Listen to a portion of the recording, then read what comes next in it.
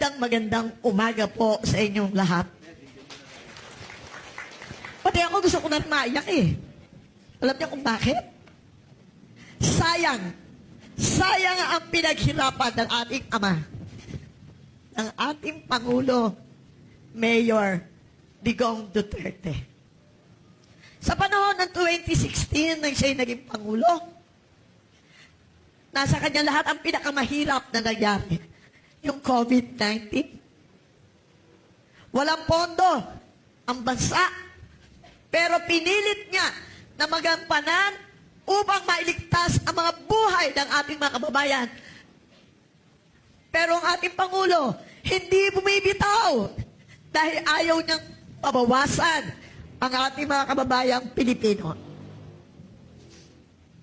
Alam niyo po, yan din po yung una kong pag-upo bilang kusyan ng Luzon ng Pasay. 2016. Kasabay kami. At iyan po hindi pinapasok sa Pasay ng aming mayor dahil kalaban. Siya po'y dilawan hanggang sa nagpapalipat-lipat ng kulay hanggang naandito siya sa kabilang partido. Pero kapag napulalaban ng ating magiting na Vice President, lilipat din yon.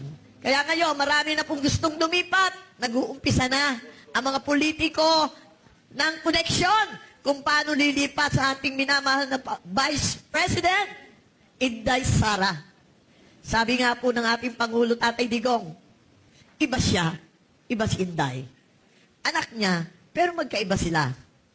Sapagkat si Tatay Digong, isang abogado, naging piskal, naging alkalde, naging congressman, kaya alam niya kung ano ang paghihirap ng ating mga kababayan. Dahil nag-umpisa siya sa local government. Hindi siya nag-umpisa sa national government. Kaya alam niya ang damdamin at pulso ng bawat isang mamamayang Pilipino.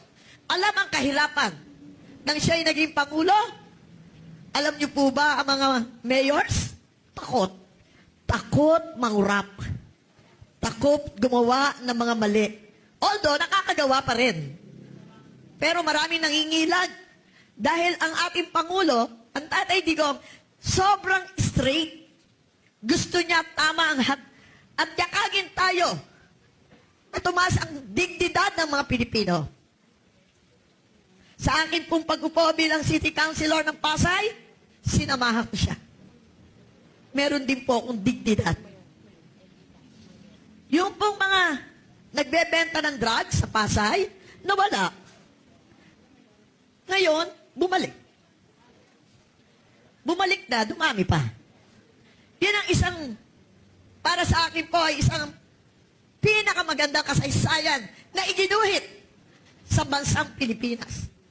Na mabawasan ang mga kurap, mabawasan ang mga drug lord, ang mga pusher, ang mga adik.